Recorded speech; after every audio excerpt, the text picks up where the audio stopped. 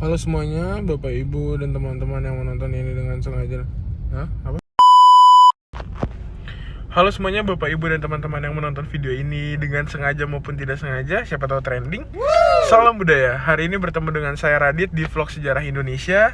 Sejarah kali ini akan membahas satu tempat yang sangat menarik di daerah Jakarta Barat, di Jalan Gajah Mada. Apalagi kalau bukan Gedung Arsip Nasional. Banyak banget sejarah yang bisa kita bahas, langsung aja kita ke tempatnya.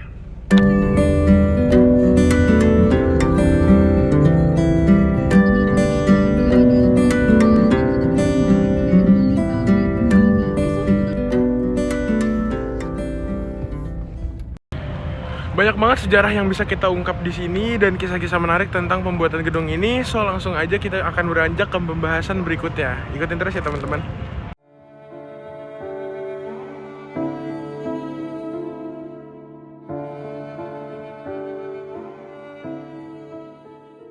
Hiruk pikuk sejarah dan perjalanan perjuangan Indonesia itu tidak habis terus kita kuak dan kita bicarakan. Banyak bangunan yang masih menjadi saksi bisu perjalanan beranjaknya peradaban bangsa kita dari penjajahan hingga kemandirian dalam kemerdekaan.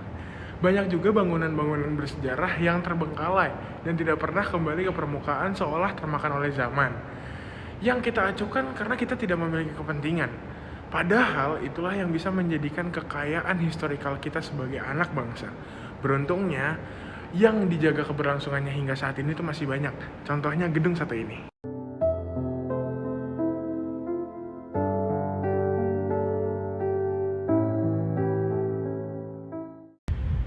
Sudah lebih dari 30 tahun yang lalu, 29 Maret 1993, Gedung Arsip Nasional ditetapkan sebagai bangunan cagar budaya. Penetapannya dilakukan oleh pemerintah DKI Jakarta karena usia bangunan itu udah lebih dari 100 tahun. 100 tahun guys, jadi ini juga menjadi saksi penjajahan bangsa Belanda di tanah kita, Jakarta pada saat itu. Dan dahulunya Gedung Arsip adalah villa peristirahatan mewah milik seorang Gubernur Jenderal Belanda. Setelahnya gedung ini sempat berganti kepemilikannya berkali-kali sebelum akhirnya menjadi markas Arsip Nasional Republik Indonesia. Nah, sekarang gedung ini tuh udah memiliki museum sendiri yang baru. Ya, di belakang itu. Itu adalah Museum Arsip Kepresidenan Republik Indonesia. Banyak banget informasi yang ada di dalam museum itu, dan saat ini museum itu gratis untuk semua kalangan masyarakat yang ingin kesini. Biasanya kan kalau kota tua kita tuh bayar ya teman-teman, apalagi buat pelajar itu biasanya ada diskon. Nah di sini tuh gratis. Jadi semua teman-teman dari semua kalangan umur itu bisa kesini untuk melihat sejarah perarsipan di Republik Indonesia gitu.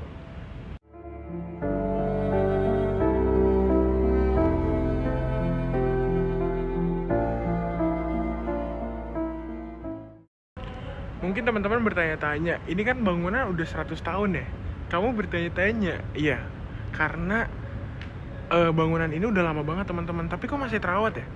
Karena bangunan ini itu salah satu cagar budaya yang dijaga banget sama pemerintah DKI Jakarta dan Kementerian Pendidikan dan Kebudayaan. Nah, kalau memang mau tahu sejarahnya, kita masuk ke Mau Tahu Dong.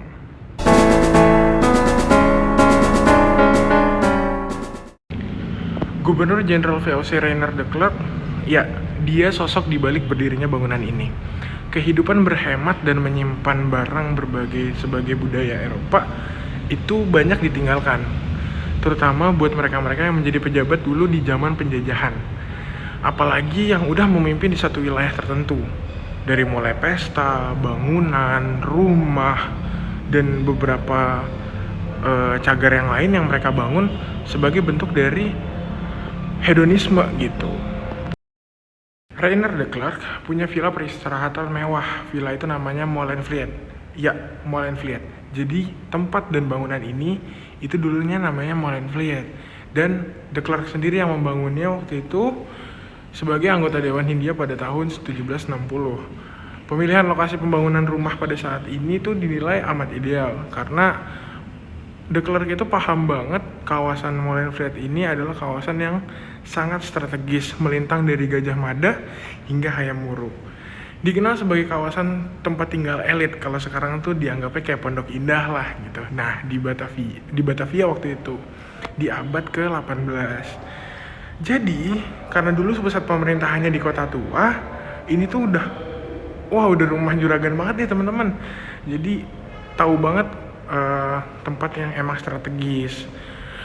Bangunan ini juga pernah digunakan untuk pejabat-pejabat tinggi di kolonial Belanda tahun 1770 hingga 1780. Bahkan seorang saudagar sekaligus pimpinan pasukan Inggris, Johannes Hyberg namanya, membeli rumah ini dari de Klerk, dan karena de Klerk itu meninggal di tahun 1780.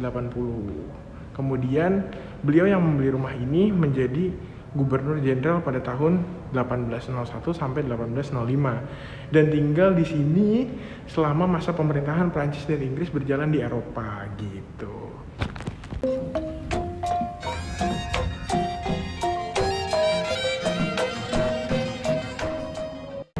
Tempat ini pun waktu itu berganti-ganti fungsi. De Klerk itu mampu memanfaatkan rumah ini dengan sangat baik. Ia tidak hanya menjadikan Villa Molenvliet sebagai kediaman aja, tapi ia juga menjadikan ini sebagai kantor. Kan banyak dulu orang-orang yang ingin berurusan dengan dia. Makanya orang-orang itu langsung datang ke Villa Molenvliet, dan hidup De Klerk itu nggak sendiri. Di villa ini sebesar ini ia ditemani oleh 200 budak. Iya, 200 budak. Nggak salah dengar kan? Kalau orang pada umumnya punya asisten itu 1-2, dia punya 200. Pun dia 16 diantaranya itu mereka jago bermain musik, jadi bisa menghibur tamu-tamunya. Nah, setelah De Klerk meninggal, nuansa kemewahan Villa Molenvliet ini sangat tetap terjaga dan sempat berpindah-pindah tangan kepemilikan berkali-kali. Serta fungsinya juga sempat menjadi rumah tinggal, panti asuhan yatim piatu, gereja dan sebagainya pada tahun 1900-an. Baru setelah Indonesia merdeka, fungsi bangunan berubah menjadi Gedung Arsip Nasional.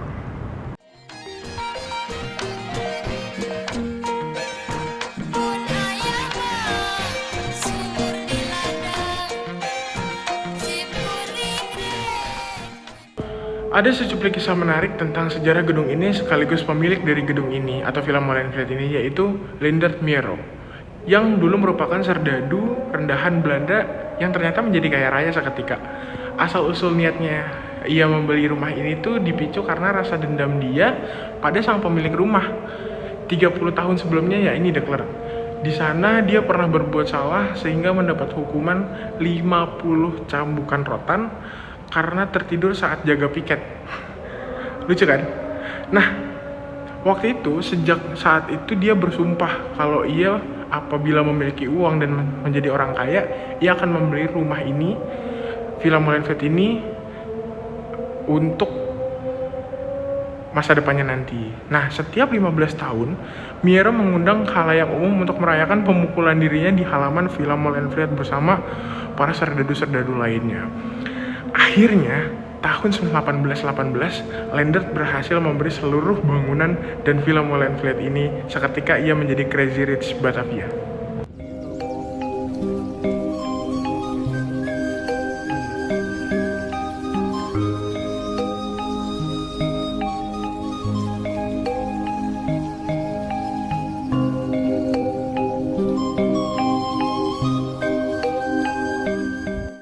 Selepas kematian Mero, Villa Molenvliet dijual kepada College van der Hervormeth dan dirombak untuk dijadikan gereja dan panti asuhan.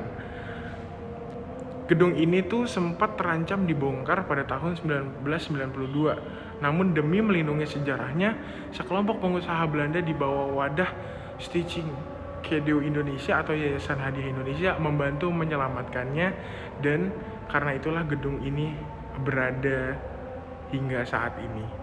Demi menjaga eksistensinya, pemerintah DKI Jakarta untuk pertama kalinya menetapkan bangunan ini sebagai bangunan cagar budaya yang dilindungi pada 29 Maret 1993. Kemudian dikeluarkan pula penetapan kembali pada 16 Juni 1998. Sejak bulan November 1998, bangunan cagar budaya ini dikelola oleh Yayasan Gedung Arsip Nasional dengan direktur eksekutif pertamanya Tamalia Alasyabana.